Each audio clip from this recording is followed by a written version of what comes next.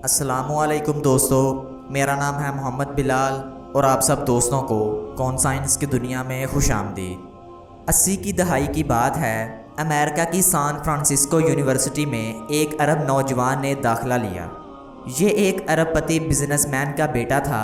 باپ زیادہ دیندار نہیں تھا، مگر ماں کی توجہ کی وجہ سے دین کی محبت رچی بسی تھی۔ اس ماں نے اپنے لختے جگر کی تربیت ایسی ہی کی تھی کہ سونے کا چمچ منہ میں لے کر پلنے بڑھنے کے باوجود وہ پکا نمازی تھا۔ باپ اپنے بزنس کو سنبھالنے کے لیے بیٹے کو اعلیٰ تعلیم دلانا چاہتا تھا۔ یہ نوجوان سان فرانسسکو یونیورسٹی میں MBA کے لیے داخل ہو گیا۔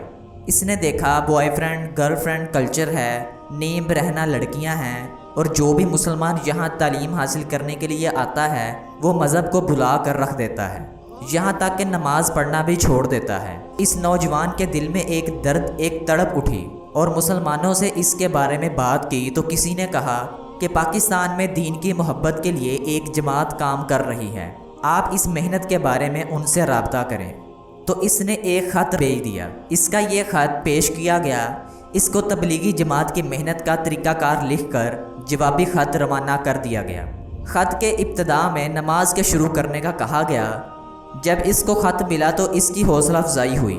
پھر عرب تو عرب ہیں، تو اس نے سان فرانسسکو یونیورسٹی کے میدان میں کھڑے ہو کر اذان شروع کی۔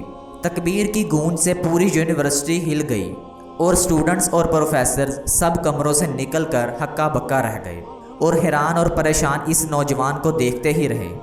سب ایسے کھڑے تھے جیسے بت ہیں، کسی کی آواز نہیں نکل رہی تھی، بس دیکھتے رہے اس نوجوان کو۔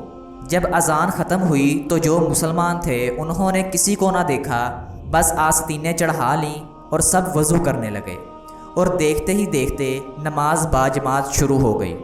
یہ نوجوان آگے بڑھ کر امام بنا اور باقی مسلمان مقتدی بن گئے۔ جو غیر مسلم تھے سب ایک دوسرے سے پوچھنے لگے یہ کیا ہوا؟ جب مسلمان نماز سے فارغ ہوئے تو مسلمانوں نے اسلام کی تعلیم شروع کی۔ جب مسلمان نماز سے فارغ ہوئے تو مسلمانوں نے اسلام کی تعلیم شروع کی، اور چند دنوں میں غیر مسلم اسلام کے بارے میں سوچنے پر مجبور ہو گئے۔ پھر سہ روزے کی جماعت طلبہ کی نکلی۔ ایک گارڈن میں انہوں نے سہ روزہ لگایا، کیونکہ وہاں کوئی مسجد نہ تھی۔ لوگ ان نوجوانوں کو دیکھتے تھے، یہ وہاں گارڈن میں نماز، تعلیم و تربیت سارے اعمال کرتے رہے، اور غیر مسلم اس جماعت کو دیکھتے رہے۔ یہ جماعت مرکز کی ہدایت کے مطابق کام کرتی رہی۔ یہ نوجوان گیا تو MBA کے لیے تھا، بس اسے دین کی محبت کا ایسا چسکا لگا، یہ پورے 8 برس تک وہاں دعوت کا کام کرتا رہا۔ جب کام شروع کیا تھا تو شہر میں ایک مسجد بھی نہیں تھی۔ 8 سال میں 30 مساجد بن گئیں۔ ان میں سانٹا کلارا کی مسجد میں بیک وقت 4000 افراد نماز پڑھتے ہیں۔ اس دوران کتنے لوگ دائرہ اسلام میں داخل ہوئے، اس کا اندازہ اس بات سے لگا لیں کہ اب سان فرانسسکو یونیورسٹی میں مسلمانوں کی تعداد 1.5 لاکھ سے زیادہ ہے۔ ڈاریل عبد الرحمن بھی انہی میں سے ہیں۔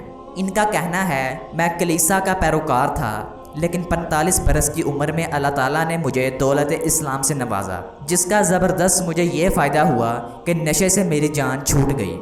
میں نے اپنے تینوں بیٹوں کو بھی خالص اسلامی طریقے سے تربیت دی ہے۔ سان فرانسسکو میں 10 دینی مدارس ہیں جن میں 1000 بچے تعلیم حاصل کر رہے ہیں۔ یہ صرف ایک نوجوان کی محنت تھی جو گیا تھا بزنس پڑھنے، اور اللہ تعالیٰ نے اس سے دین کا ایسا کام لیا کہ انسان سوچ بھی نہیں سکتا۔ یہ بڑے نصیبوں کی بات ہے، یہ بڑے کرم کے فیصلے ہوتے ہیں۔ حضرت عمر رضی اللہ تعالیٰ عنہ کس ارادے سے نکلے تھے، اور اللہ تعالیٰ نے ان سے دین کا کتنا بڑا کام لیا۔ بس اللہ تعالیٰ ہمیں اپنے دین کی عالی خدمت کے لیے قبول فرمائے، آمین ثم آمین۔ امید کرتا ہوں آج کی ویڈیو آپ کو بہت پسند آئی ہوگی۔ ویڈیو اچھی لگی تو لائک، چینل کو سبسکرائب اور ثواب کی نیت سے شیئر کرنا مت بھولیے گا۔ اپنا اور اپنے پیاروں کا بہت سارا خیال رکھیے گا، ہمیشہ خوش رہیں۔ Thanks for watching this video. اللہ حافظ۔